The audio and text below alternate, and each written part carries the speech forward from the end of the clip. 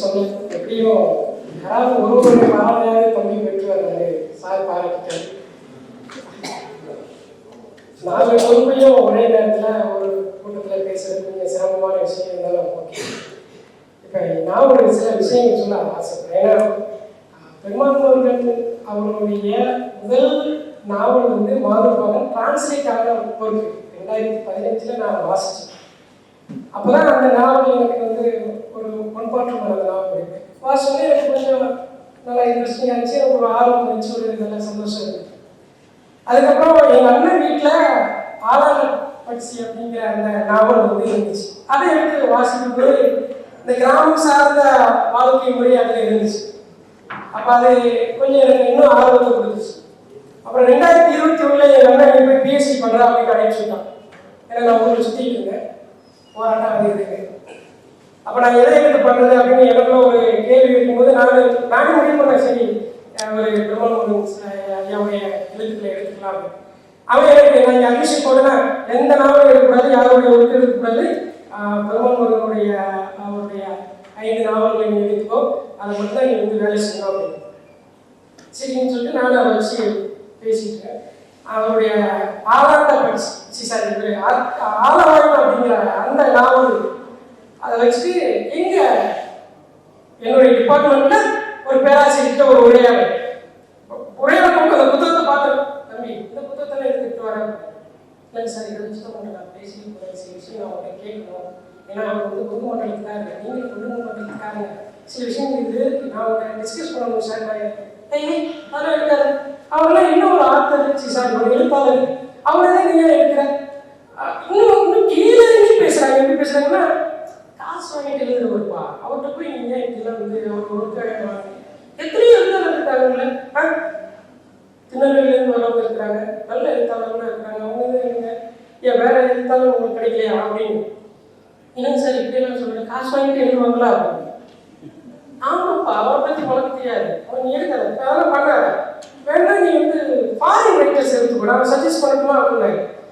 இங்கே சரி சார் அப்படின்னு நான் முடிச்சிட்டேன். அப்புறம் என் கைடுகிட்ட போய் அவரு போய் பையன் ஏதோ பண்ண போகிறான் வேண்டாம் பார்த்துக்கோங்க. அவர் ஒரு கான்ட்ரவர்சியலான ரைட்டர் யாரு பெருமாள் முருகன் சார். இந்த வார்த்தை இந்த கான்ட்ரவர்சிங்கிற வார்த்தை என்னை ரொம்ப தொந்தரவு பண்ணிக்கிட்டே இருக்கு. நான் எங்கேயுமே இன்டர்வியூ அட்டன் பண்ணுறோம் உங்களுடைய பிஎஸ்டி டிசி சொல்லுவாங்க ஸ்டடி ஆஃப் கம்யூனல் டிஸ்கிரிமினேஷன் இந்த select novels of Perumal Murugan. Perumal Murugan is controversial writer ஆச்சு, நீங்கள் எப்படி அவர் எடுத்தீங்க? நான் இது ராஜஸ்தானில் ஒரு யூனிவர்சிட்டி இருக்குது, ஆன்லைன் இன்டர்வியூ அவங்க பேசுகிறாங்க. அவங்க கான்ட்ரவர்சியலான ரைட்டர் நீங்கள் ஏன் அவர் எடுத்தீங்க?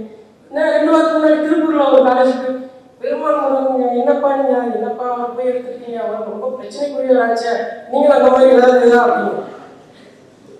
சார் அப்படிலாம் இல்லைங்க சார், அவர் எழுத்து பிடிச்சதுங்க சார், அது பண்ணல சார். இப்படிலாம் நீங்கள் யார்கிட்டையும் எதுவும் பேசிட்டு இருக்காங்க, நீங்கள் கொஞ்சம் அமைதியாக காமாக இருக்க அப்படின்னாங்க. அப்போ எனக்கு அந்த காலேஜ் வேண்டாம் நான் வந்துட்டேன். நான் போன காலேஜில் என்ஜிஎம்மில் போகும்போதுமா என்ஜிஎம் காலேஜில் என்னை வந்து அவங்க அதை பற்றி எதுவுமே கேட்கலாம். அந்த ஒரு காலேஜ் மட்டும்தான் அவங்க எதுவுமே என்னை பற்றி கேட்கணும். மற்ற எல்லா காலேஜும் நான் அட்டன் பண்ணும்போது ஆன்லைன் ஹைதராபாத்தில் இருக்கிற ஒரு யூனிவர்சிட்டியில் ஆன்லைன் அவங்க பேசுகிறாங்க. பெருமாள் ஒரு கான்ட்ரவர்சியலான ரைட் கான்ட்ரவர்சியல் அப்படிங்கிற ஒரு பிரச்சனை எனக்குள்ள. அவர் எழுத்தாளர், அவர் வேணா பாதிக்கப்படலாம், நான் ஏன் பாதிக்கப்படலாம்? ஐயா அவர் படிக்க அதாவது எழுதிட்டு போயிட்டார். அவருக்கு நிறைய பிரச்சனைகள் உண்டு, அவரு ஃபேஸ் பண்ணாத பிரச்சனையே கிடையாது. அந்த பிஎஸ்சி தீசிஸ்லாம் இன்று அவர் கூட போய் கலந்துரையாடணும் அப்படிங்கிறதுக்காக போகும்போது அவரு நிறைய நான் இதெல்லாம் பண்ணேன் ஆனால் நான் திமிருத்தரமா அப்புறம் ஏன் நீங்கள் பின்வாங்கினீங்க? ஏன் என் உயிர் புத்திரவாக இருக்கா அப்படின்னு. என் உயிர் ரொம்ப முக்கியமாக இருந்தேன். இந்த கௌரி லங்கேஷ் மாதிரி என்ன இது பண்ண சொல்றியா? நான் வாழணும், அதுலேருந்து சில விஷயங்கள் அந்த சமூகத்துக்கு சொல்லணும், அதை எழுத்து மூலியமா நான் சொல்லுவேன் அப்படின்னு சொன்னேன். ஸோ அந்த அளவுக்கு அவரு நிறைய பிரச்சனையை ஃபேஸ் பண்ணிட்டாரு. எனக்கு தெரிஞ்சு அவருடைய எழுத்துக்களை நிறைய பேர் ஆய்வு செஞ்சு பிஎஸ்சி வாங்கிக்கலாம், எம்ஃபில் பண்ணியிருக்கலாம், எம்ஃபில் பட்டம் வாங்கியிருக்கலாம், எம்ஏ கூட வாங்கிக்கலாம். ஆனால் அவங்கெல்லாம் வெளியில் போகும்போது இந்த மாதிரி பிரச்சனையை ஃபேஸ் பண்ணியிருப்பாங்களான்னு எனக்கு தெரியாது. ஆனால் நான் நிறையா உண்மையிலே மனரீதியாக நான் பிரச்சனையை ஃபேஸ் பண்ணியிருக்கேன். அது அவரோட நான் ஒரு சில நேரங்களில் பேசியிருக்கேன். அந்தளவுக்கு அவருடைய எழுத்துக்கள் எனக்கு வந்து ரொம்ப ஈர்க்கமாக இருக்கும். அப்புறம் அந்த கூடுமலை நாவல் வாசித்துட்டு இருக்கும்போது பணி சார்ந்த சில விஷயங்கள் சொல்லுவார். என்னடா இது பணி விஷயம், இந்த ரெட்டை பணம், நாங்கள் எங்கள் ஊரில் நிறைய பணம் நிறையா இருக்கு. அப்போ அந்த பணம் மரத்துக்கு நானும் பேர் வச்சுருக்கோம். அப்போ ரெட்டை பணம்னா நான் அந்த அவர் அந்த பூலமலையை படிச்சுட்டு எழுதுறதுக்காக அதெல்லாம் எழுத வச்சுட்டு நான் கதை எழுத ஆரம்பிச்சிட்டேன். அப்போ எனக்கு இன்ஸ்பிரேஷன் அவர் தான். என்னுடைய ஊர்ல நான் எப்படி பணமழை ஏறி பணம் அந்த அந்த கதைகளை எழுத ஆரம்பிச்சோன்னா நிறைய பேர் நினைப்புனா யார் இதெல்லாம் ஒரு கதை, நீ பணத்தை பண்ணி அது அடுத்தவங்க நாட்டில் இருக்கிற பணத்தை வைக்கலாமா? எங்க ஊர்ல என்ன அடுத்தவங்க கடை இருந்தாலும் சரி, எந்த கடை இருந்தாலும் சரி, பணமாமா பணம் சரி ரொம்ப வைக்கணுமோ கேட்டேன்னா ஒரு ஆயிடும். அது கம்மி பிறகு நான் பண்ணக்கூடாது, நான் அடுத்தவங்க பார்க்கல நீ பணம் பொது வரட்டா, அதனால நாங்கள் இல்லை நான் அடுத்தவங்க சொத்து. நீங்க எங்க ஊர்ல பொது மரம் தானே சொல்லி வச்சிருக்காங்க, நாங்க யார் மரம் சரி ஏன் வெட்டுவோம். அவங்க பண்ணா அமைதியா எப்பா ஒரு 2 குடம் கொடுப்பான், அதாவது அந்த நொங்கு கொடுங்கப்பான்னு கேட்டா 2 குடம் கொடுப்பான். அவன் அதுக்கு எனக்கு 2 கொடுத்துட்டு போறாங்கன்னா அவர் கிடையாது, அவன் அடிச்சு போட்டு அவன் காட்டிலையும் நொங்க வெட்டி தின்ட்டு அவர் போயிடும். அப்படிதான் அந்த கதைகள் எல்லாம் இருக்கும். அதை அந்த கதையில நான் சும்மா எழுதி எல்லாம் வச்சுருந்தேன். அப்புறம் அந்த கதையை எங்க யாராவது கொடுக்குறேன், யாராவது வாசித்து பப்ளிஷ் பண்ணுங்க அப்படிங்கிற ஆர்வம்லாம் ரொம்ப இருந்தோன்னா நிறைய பேர் அதை வந்து வேண்டாம் வேண்டாம். அது மாதிரி இந்த ஆவணாளி மின்னிதழ் ஒன்று வந்துச்சு. அந்த மின்னிதழ் வச்சு இவங்க ஏதாவது பண்ணுவாங்களா அப்படின்ட்டு அவங்களுக்கு ஃபோன் போட்டு சுரேஷ்மன் சார் தான் அவர் நம்பர் தான் இருந்துச்சு. அவர் ஒரு நெகோசியேஷனாகவே சொன்னார், சரி அனுப்புங்க தம்பி, எத்தனை கதை வச்சுங்க, ஒரு 25 கதை இருக்கு, முதல் ஒரு 4 கதை அனுப்புறேன், சரி அனுப்புங்க. நான் ஒரு நிறைய வாசிப்பேன், இது சும்மா ஏதோ இருக்கும் போல அப்படின்னு வாசிட்டு கிட்டத்தட்ட ஒரு 25 மினிட்ஸ்க்கு அப்புறம் எனக்கு திரும்ப அடிச்சேன். எதை பண்ணுறது ஃபோன் வந்து ஒருவேளை திட்டம் தான் போகிறாங்களோ, வேண்டாம்ப்பா எங்களுக்கு நான் போட மாட்டோம். அருமையாக இருக்குப்பா கதை, இப்படிதான் கதை வரும். இந்த கதையை நாங்கள் ஒரு பழைய தொகுப்பாகவே போடுறோம். உங்களுக்கு கதை நிறைய இன்னும் 50 கதை இருக்குங்க, நீங்கள் வேணா போடுங்க அப்படின்னு முதல் முறையே பாராட்டு. அதாவது நான் எழுதி ஒரு பாராட்டுதல் பண்ணும்போது ஒரு சந்தோஷம் கிடைக்குமாரு ஏப்பா அது. ஏன்னா அதுக்கு முன்னாடி நிறைய பேர் அதை ரிஜெக்ட் பண்ணிட்டே இருக்கிறாங்க.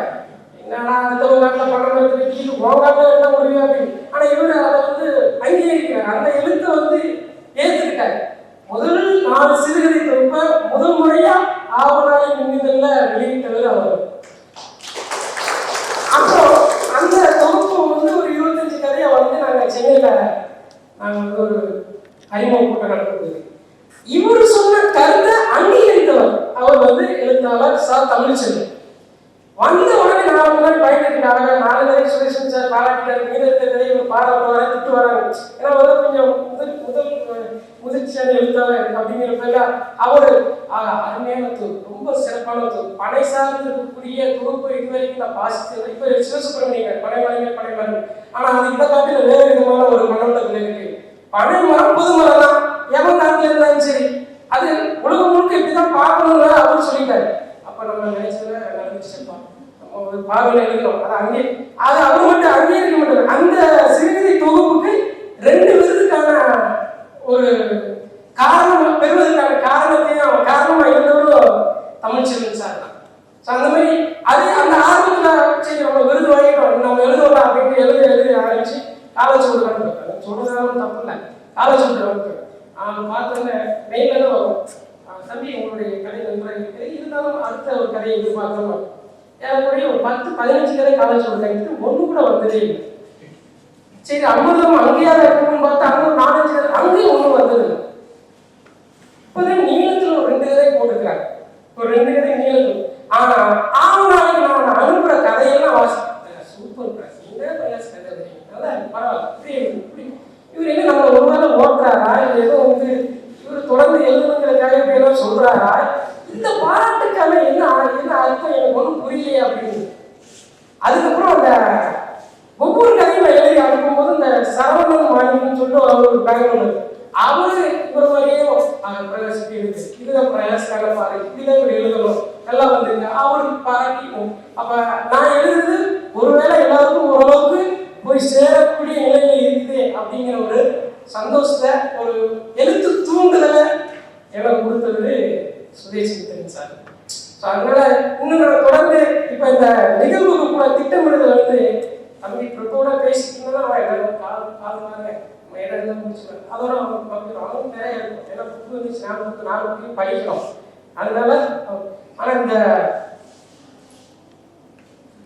பேனர் அதுக்கு அவர் உட்கார்ந்து வேலை செஞ்சு ஒவ்வொரு பேனருக்கும் ஒவ்வொரு மிஸ்டேக் இருக்கும். ஏதாவது மிஸ்டேக் அப்படின்னு கூட எடுத்துக்காம சொல்லுங்க எதை மாற்றலாம். இது ஏற்கனவே ஒரு ஒரு ஒரு நமக்கு தெரிஞ்சவர் நண்பர் நம்மளை பாராட்டுறாரு அப்படிங்கிறதுக்காக நிறைய வேலை. ஆனால் எதா இருந்தாலும் பிரச்சனை இல்லை. சொல்லுங்க உங்களோட கூட்டம் வருமா வராதா, இதுல இருந்து அதுல இருந்து அவர் அப்படி கூப்பிட்டாங்க அப்படிங்கிற ஒவ்வொரு இந்த வழிகாட்டு நான் ஆரம்பத்திலே சொன்னேன். எனக்கு ஒரு இலக்கிய வழிகாட்டி அப்படின்னு சொன்னா ஒரு சுயசுந்தரன் சார் வந்து நான் சொல்லுவேன். ஸோ அந்த ஒவ்வொரு சின்ன சின்ன விஷயத்துக்காகவும் மெனக்கிட்டு எனக்கு ஃபோன் பண்ணி எனக்கு டவுட் இருந்தால் அவருக்கு ஃபோன் பண்ணி ஸோ அந்த மாதிரி ஒரு நல்ல ஒரு பாண்ட் ரிலேஷன்ஷிப் எங்களுக்கு கிடைச்சதுல ரொம்ப சந்தோஷமான இருக்கு. ஸோ அந்த வகையில் என்னுடைய சிறு உரையை நான் வந்து முடிச்சுக்கிறேன். அடுத்ததாக வந்து இந்த நிகழ்வுகளில் ஏற்புரை வழங்குவதற்கு உலகம் சுற்றும் எழுத்தாளர், உலகம் சுற்றும் வாலிபர் நம்ம பேர் பார்த்துருக்கோம். இவரும் ஒரு வாலிபர் தான். அந்த ஒரு உலகம் சுற்றும் நபரை இன்றைக்கு கோயம்புத்தூருக்குள்ள நம்ம கொண்டு வந்திருக்கோம். அவருடைய ஏற்புரை வழங்கும்படி அன்போடு